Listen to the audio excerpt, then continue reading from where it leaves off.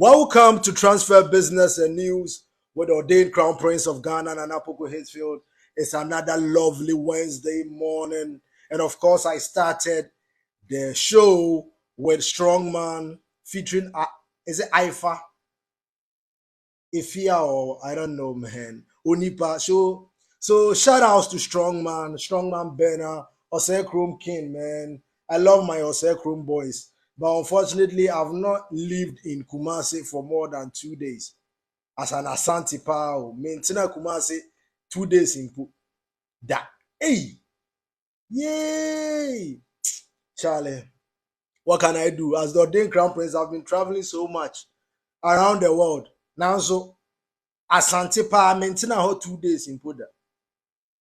It's a shame, right? It's a shame on the ordained crown prince of Ghana. So, welcome to Transfer Business and News. Today, I am a bit sad because of what is going on at Manchester United and the fact that Zidane Iqbal reports that have been reaching us is that Zidane Iqbal is leaving Manchester United for a reported fee of 1 million to Utrecht in what's the name?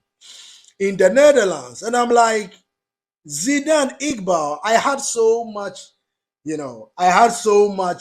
vision for Zidane Iqbal.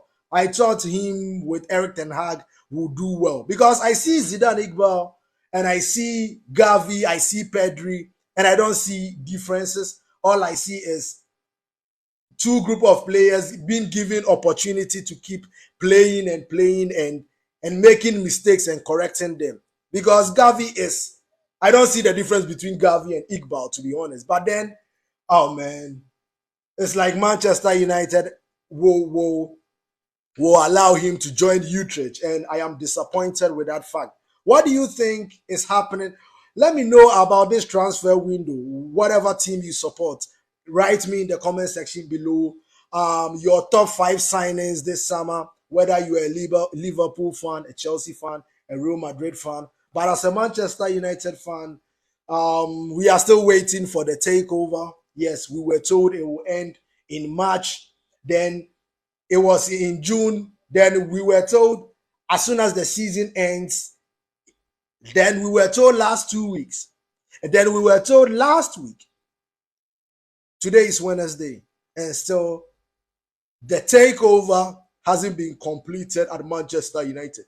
Now, reports suggest that Eric Ten Hag is fuming. He should be fuming.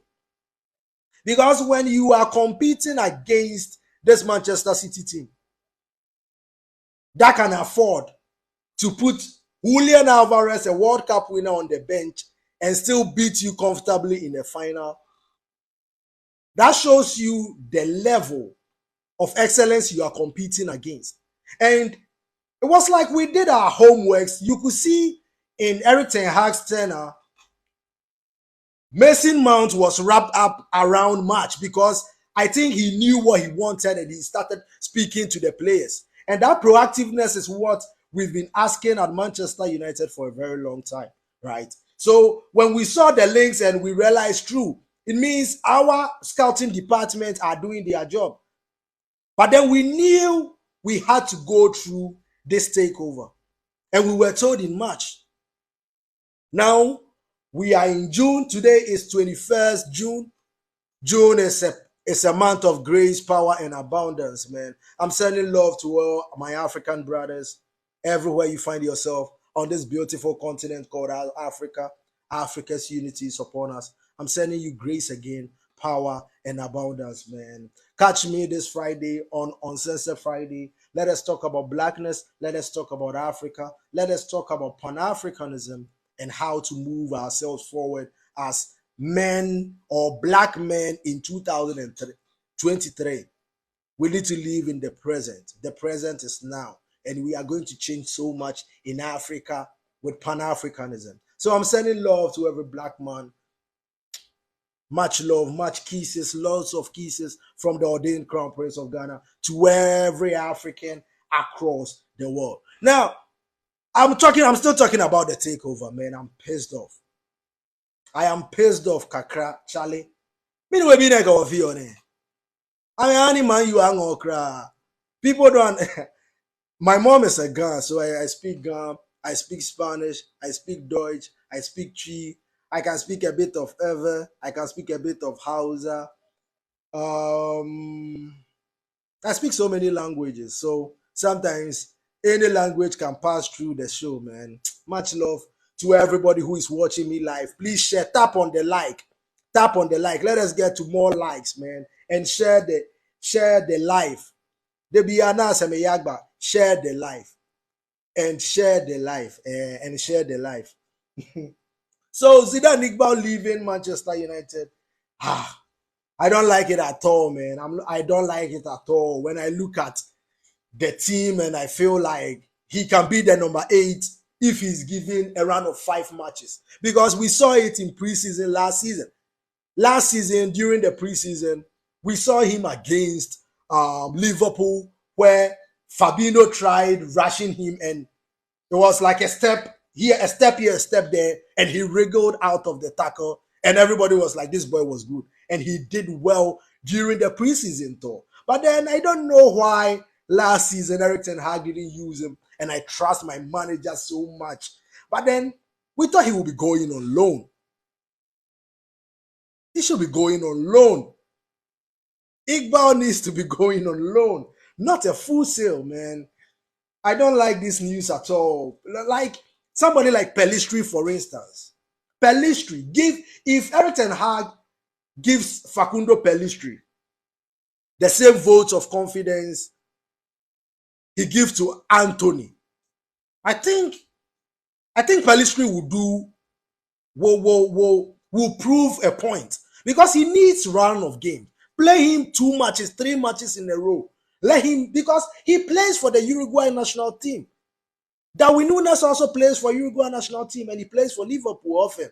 And I look at Facundo Pellistri, he was the bright star of Uruguayan football, playing for Penarol. So I look at Facundo Pellistri, sometimes play. Now we need signings too. There's so much going on in my mind right now with Africa, with Pan-Africanism. Then when I'm trying to find refuge in Manchester United, I'm like, look at another problem, man. Wow, man. Charlie.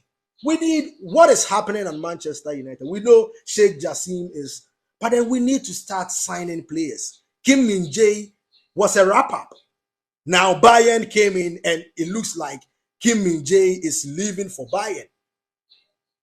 Then you are thinking, who is the next person? And we are being linked to Axel Diasisi or Diasasi of AS Monaco, the young chap. And we are like Kim Min-jae winning the Scudetto with Napoli. And you see, there is a massive drop-off. And we don't want drop-offs anymore. At Manchester United, which is supposed to be the biggest club in the world, what we want to see is buying players who will come in, and then Casemiro will need to sit on the bench sometimes. The Declan Rice. Because if Declan Rice is in this team, we can afford to play Casemiro not so often. And then he will rest enough to produce 100% performances. But then you see people trying to link players and be like, he will be a Casemiro understudy. No. We want somebody who will come and be like, I am better than Casemiro. That is what we want. We don't want a Casemiro understudy. Now, I know so many people don't want the Kylian Mbappe links, but I want it because this is Manchester United. Sometimes we complain Marcus need a rest. So what if Marcus is not getting game time because Kylian Mbappe is scoring more goals than him? Then now he will need to. You see, that is the competition we are talking about. We need to start creating competition in this team. Last season's team is gone. They won the Carabao Cup. They finished third in the Premier League. They went to the FA Cup final. Quarter-finalists in the Europa League. It is dead and gone. This season, we are building a team better than last season. That is what we should aim for. Not aiming for understudies to the last. No. Where is the ambition of Manchester United anymore? Right? So today on Transfer Business and News, Follow me on TikTok at Nana Poku-Hitzfield. When you go there, you see I have less than 2,000 followers on TikTok. So go figure, man. And check my page. You will find on Sunset Friday. You will find about blackness. You will find spirituality, African spirituality. You will find comedy, a bit of comedy, man. I need to add dancing to my TikTok. I am a good dancer actually, but I haven't danced in a long while, man. I've been busy writing computer software patterns. I've been busy writing, and I do content too, as you can see. So sometimes the job is too much. It's been a while since I saw my mom, but then I know the road to success is a lonely road, man. Guys, it's true. If you want to be successful, it's a lonely road. On my quest for Africa's unity as the ordained crown prince of Ghana, let me tell you, the road is a lonely road. But then in that loneliness that you find yourself, it is that loneliness that you find your purpose on earth. It is that loneliness that you grow spiritually. And then you, because you know yourself, you start attracting abundance into your life. You start attracting good people into your life. Before you realize, people will see you on the street somewhere and show you love you never thought people had for you. I go to Australia and sometimes, whoa, I am a global citizen, but I can't stand the injustice being done to Africa and Ghana. And I'm going to talk because, as the ordained crown prince of Ghana, if I don't talk, who should talk for Ghana? If I don't talk, who should talk for Africa? Right? Queen Elizabeth once said that you need to be seen to be believe that you are still there. And sometimes I thought, why not show the world? Why not show Ghana? Why not show Africa that the same footsteps of Dr. Kwame Nkrumah, W.E.B. Du Bois, and all these great African leaders, that is the same steps we are on now. The same things they started. So as somebody who has the Pan-African system, I have written 2,664 software patterns in the Pan-African system that will liberate all this systematic slavery the Westerners have imposed on Africa, right? So I work a lot, and sometimes this is my haven, right? When I get to speak to people like live like this, I know people will watch it later on. 3 people are watching right now. Much love, much love, much love to every African, man. Zidane Iqbal, Man United etono, eme ya pa Charlie. Oh Ebra Ilanga wo, Ilanga shehu, Ilanga wo. Now we ton Iqbal, Ilanga, Charlie. It's been a pleasure having you on Transfer Business and News. Today it's a very short Transfer Business and News. Friday we will talk about Africa. We'll talk about blackness. We'll talk about African spirituality, how to grow yourself as a human being. Man, I keep telling people, time is the ultimate currency. Everybody has 24 hours in a day. What you do with your time determines who you become in the future. So if you spend 5 hours of your time sitting with your friends, just watching people pass by, and you are not working towards your dream, and somebody is using the same 5 hours every day for the next 5 years, don't be surprised to see that person in a Benz, in a Range Rover, because he was working whilst you were just gossiping. He was working while you were watching movie series. We used to be there, but now even if you give me movies, I don't want to watch anymore, because I know who I am now, and all I'm doing is writing software patterns. I'm writing applications like the Bediako Finance app that I'm writing. There are so many things that I'm doing. So now even I don't get time to even sometimes call my own mom. And my mom will be like, it's been a while. I'm like, yeah, time flies by when you're working on your dream, because you do it 24 hours. There is no time to even think about somebody and be jealous, because now you know who you are and you work day in, day out. I haven't slept. I was live with Pan-African. I said now we have 695 million Pan-Africanists across the world. If you're a black man, We are identifying as being Pan-Africanists because we know Pan-Africanist is black. Black is Pan-Africanist. Pan-Africanist is African. It's the same thing. We don't want to identify as a Nigerian Christian, no, or a Nigerian Muslim. We are all Pan-Africanists. And if we are Pan-Africanists, the systems that my forefathers have, I am a computer scientist, so I am so many things. Now, there is this bank in Switzerland, something Forest Bank. They sent me an email. I've replied them back. Then we need to start developing all 200,000 acres, man. 200,000 acres. I want to build a training facility and pick around 500 footballers across Africa and train them in that facility with ultra modern equipment. And they are going to sleep, they are going to eat, they are going to bath football, purely football, because I love football. Do you know, as the ordained crown prince of Ghana, let me tell you the job that when I do, I don't think I'll be stressed. It's being a football coach.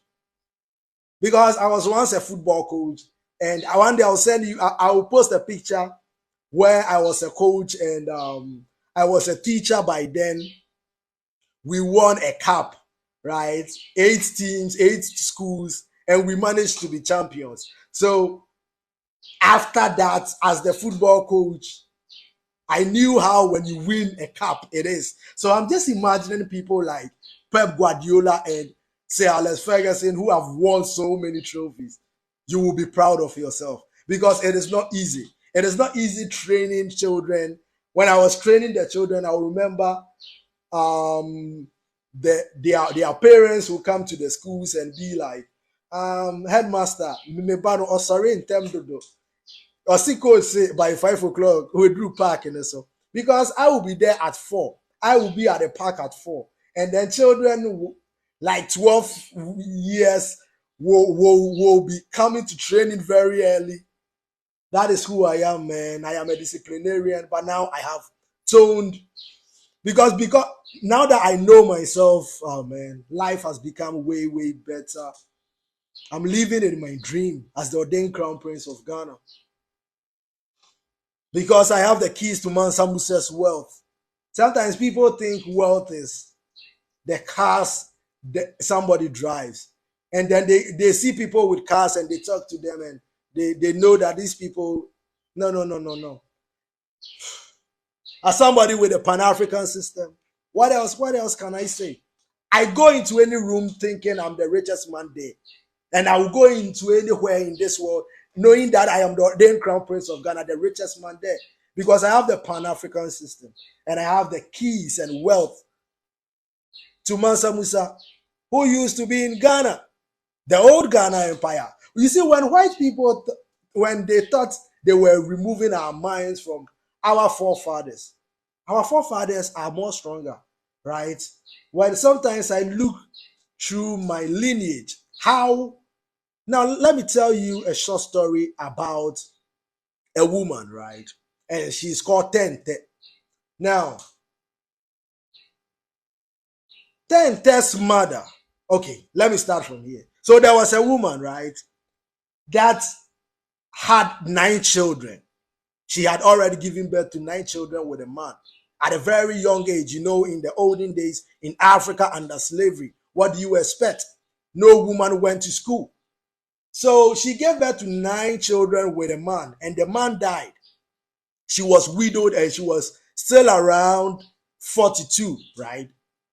And before she realized, there was this man that would say, oh, I like you. So I have 9 children. Oh, he'll be like, oh, don't worry. You are still beautiful. I don't care about the 9 children. Are you sure, mister? So now they began dating. And you see, in the olden days, this woman who had 9 children became pregnant. And when she became pregnant, she told the man that she is pregnant. Now, remember, she has 9 children, a widow. This man who had been telling her all these love stories said no.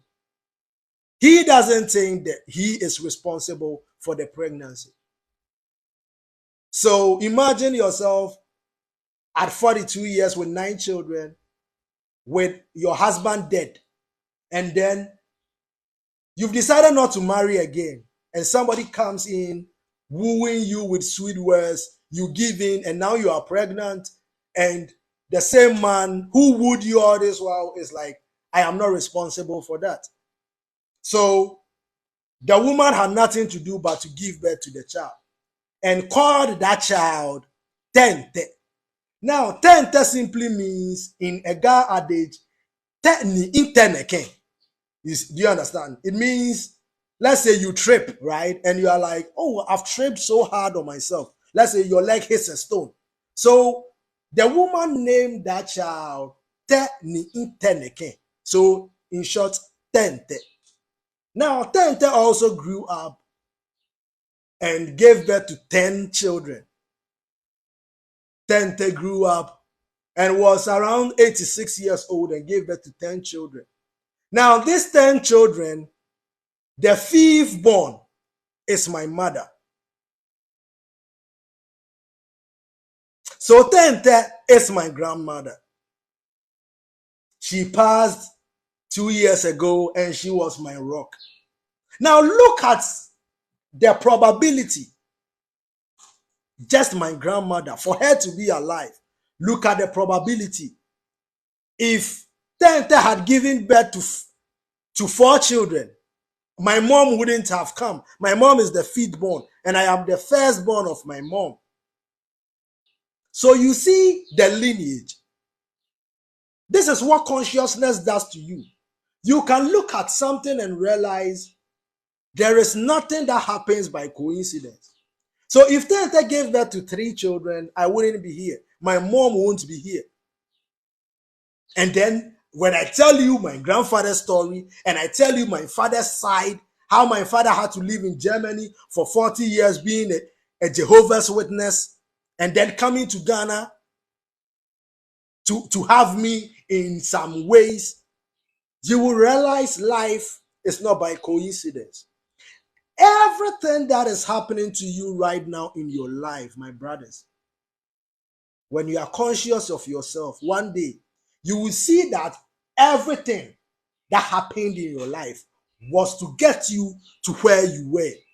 If you keep doing, working and moving in your gift, trust me, and you connect to your forefathers, you don't need to pray against witchcraft.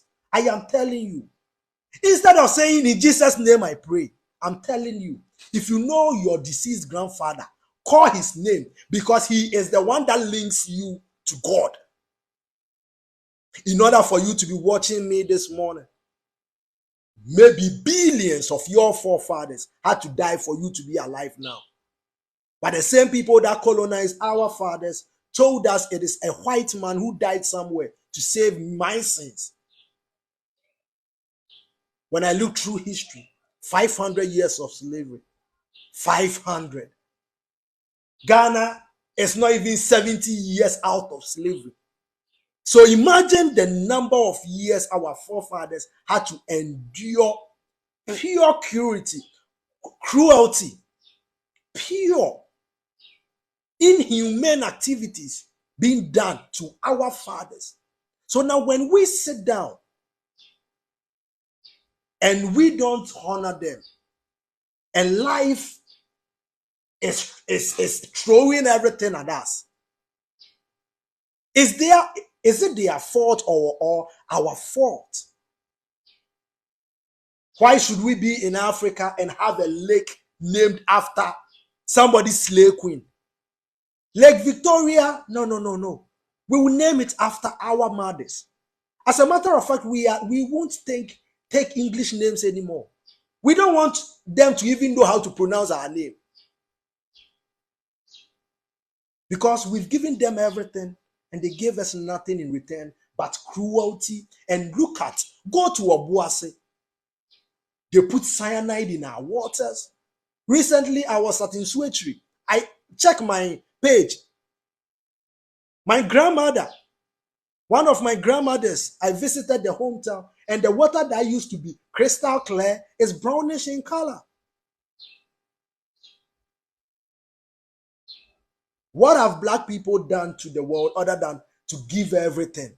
We've given you our human resource. We've given you our natural resource. What else can you do than to be a human and be civilized to know that we are here to create and not to kill one another? My name is Obonkume Nkumananochi Bediako-Poku. It's been a pleasure having you on Transfer Business and News. Catch me on Friday on Sunset Friday. Let us talk about Africa. Let us talk about everything, man. I'm sending you grace, power, and abundance. In 2023, it's our year of grace, power, and abundance as Africans. I'll be showing you keys and portals to pray to your forefathers. Don't be calling me and telling me to pray for you. I am just the ordained crown prince. I was given a task, and that is what I'm doing. I want to teach you to know God yourself. And I'm not taking, I am not saying come to pay tithes for me. Don't pay me tithe. But I'm telling you, the same money you use in paying tithe, that same money, buy something with it. Go and give it to your father and see how happy he will become. When you are leaving him, let him bless you and then go and work. Connect to your forefathers as an African man, because we have always been on earth. White people never came on earth until 50,000 years ago. Black people, we've always been here. That is why we were civilized. When they came, we civilized Europe. The Moors civilized Europe. We introduced fire to them.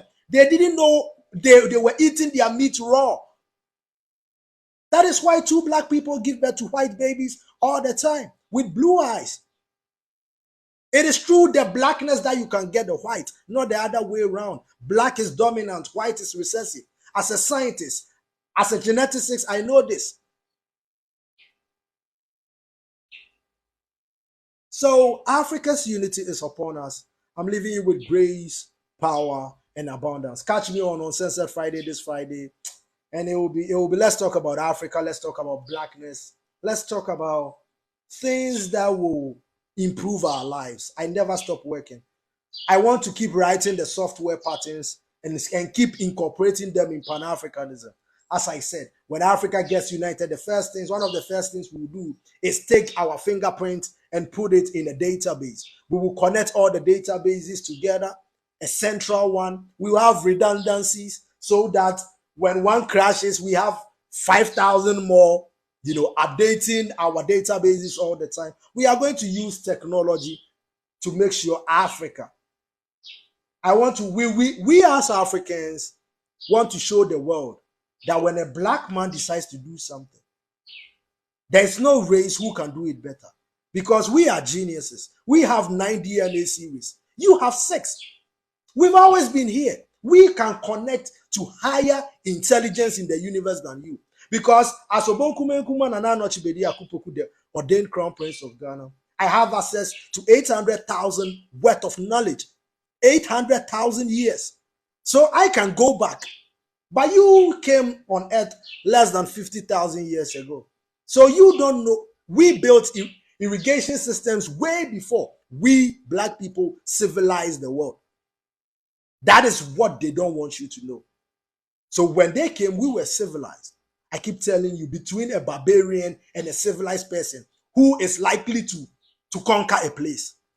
A civilized person will wait and ponder and have sympathy and look at the man's children, be like, if I kill this man, how will the children? Oh, no, I can't do it. But a barbaric person will take an axe, kill the man, kill the child, and kill the children too. So black people weren't stupid. We were civilized. Because we knew everything was energy. We knew everything vibrates. That is why black people had the name. You see, they didn't. You call it energy. How did you expect our forefathers to also call it energy? They will call it something different. It doesn't mean they were doing something wrong. They will call it and make it a deity. They knew the energies. So in prehistoric art, right, black people invented writing. And you know writing starts creation. That is what the secret societies they teach. And they don't want the rest of the world to know.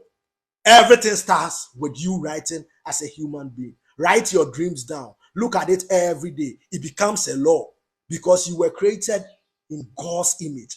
You are the extension of God on earth. Don't you know how powerful you are as a black man?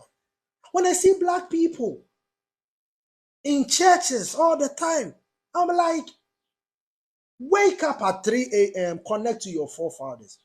Prayer is not about telling or asking God for anything. No, it is about listening.